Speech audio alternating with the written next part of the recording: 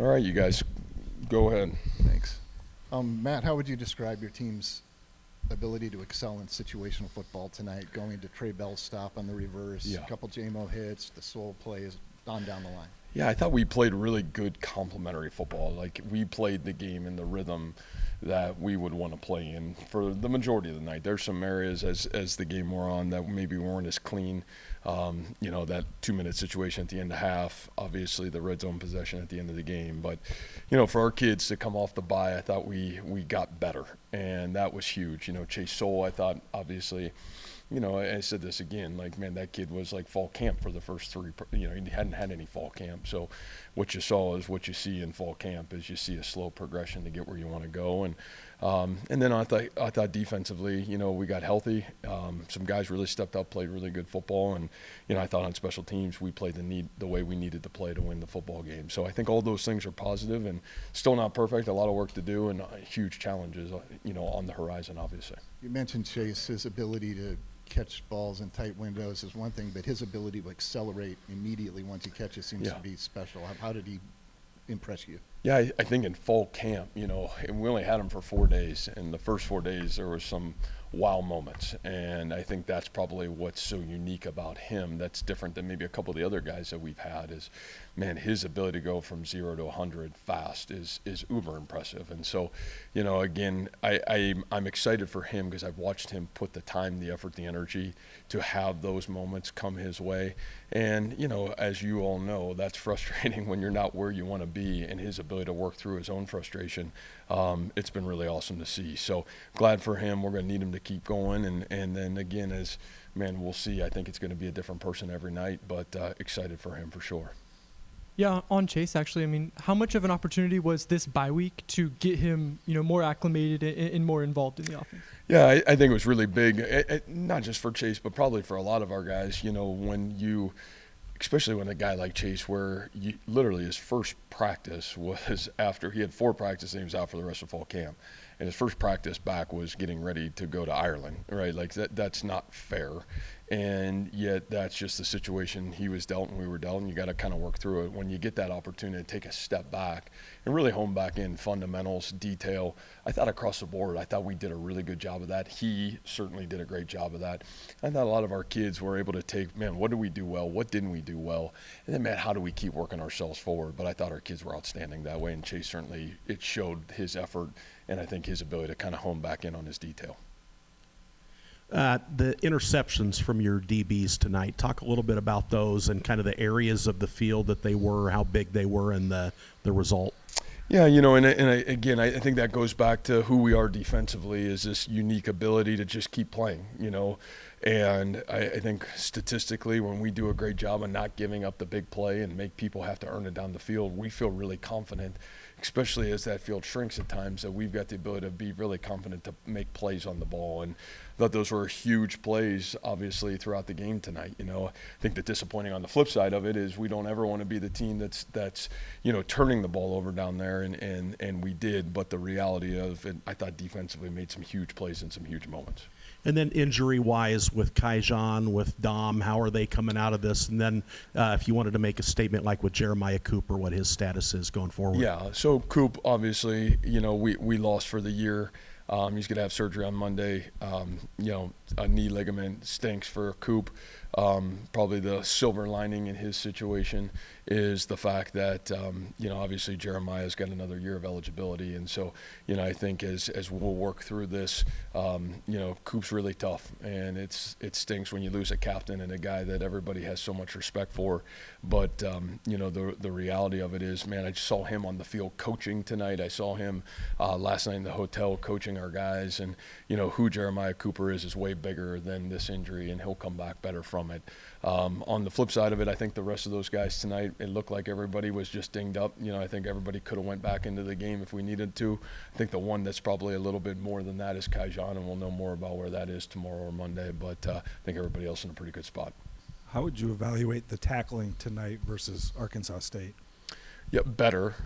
I mean, we weren't gassed and it wasn't 117 degrees and on the road, so I just thought, I thought, again, fundamentally, we were a better football team tonight than where we were 2 weeks ago. And so, again, that's not an excuse. It's a reality, I think. And the honest ability is we had to get back to work on our detail.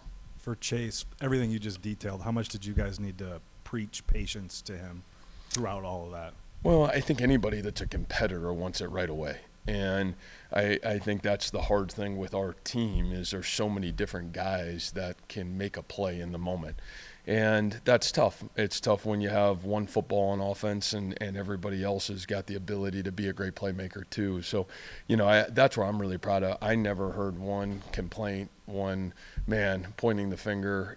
He just went to work. And usually when you got the ability to do that and just go back to work on your process, great things happen for you. And I think that's what you saw happen for him tonight. And again, I think our quarterback's got a lot of belief in who he is and what he's got the ability to become as well.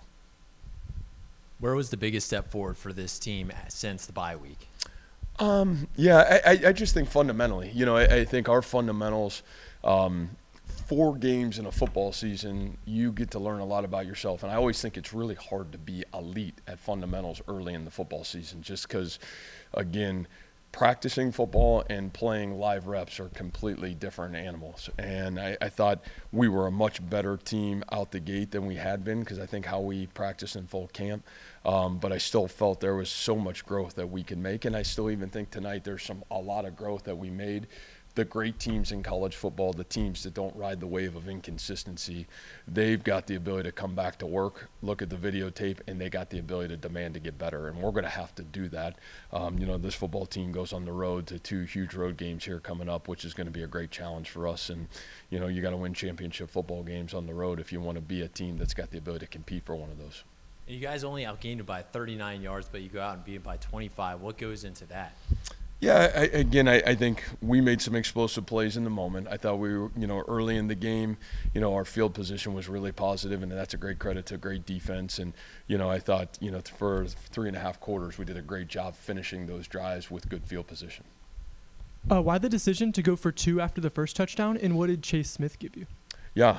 Well, I wanted to settle Chase down. So that was my number one is I told him, I said, man, I'm going to give you a chance to breathe here through this a little bit. We're going to try to go for 2. And then honestly, I thought he did a great job. As I told you guys, I mean, the one nice thing for him is he's had live reps. I mean, he's played, I would say significant amount of snaps already in terms of kicking and extra points even before we got to tonight that I think made everybody here really confident that he could go in and do his job. But, I think the big thing for me was just trying to give him an opportunity to kind of settle himself in. And, we knew there'd be really great energy in this stadium and let him have a little bit of poise. And I thought he was awesome tonight. I thought his kickoffs were great. I thought he did a great job as a point scorer, and he'll continue to only grow and get himself better, but really excited for him, really proud of him. Coach, is there a specific margin that you're up that you start to weigh? Should we keep starters in? Should we pull them, especially when a guy's been dinged up? Yeah, probably sometimes. I think all those things are different. As you never felt like the game was totally out of hand there in the fourth quarter. So I think you're always trying to weigh that as a coach, whether you're right or you're wrong, you're always trying to weigh that. But yeah, that's a great question. I think you're always trying to evaluate that. What was your message to Trey, Quentin, and the rest of the secondary after you learned the news about Jeremiah's injury? Well, I think for Trey, there probably didn't need to be a lot of messages. I think he's earned the right to be an A player, right? I mean, if you go back and watch the videotape, you could probably say nobody's played as good a corner as what Trey Bell has played in the first 4 games. So I think for Trey, you just say, you keep doing what you're doing. I think in terms of Quentin, man, he played about 30 snaps last week against Arkansas State, and he played pretty good. And he's earned the right to get on the field. And, again, your role's going to expand now, and you've got to be ready to step up in the moment. And, here's a young man that's, meant the world to our football team and how he's played and how he's prepared. Now it's your job to pick up that slack and be ready to help our football team be its best. So I thought he did a really good job tonight. I thought he played great last week at Arkansas State, and I think he's ready for the moment for sure. You said before that it's about, rising up to the occasion when your number's called. What can you tell us about Chase's work habits behind the scenes that helped him kind of excel today? Yeah. And you're talking Chase Soul or Chase Smith? Chase Hole, yeah.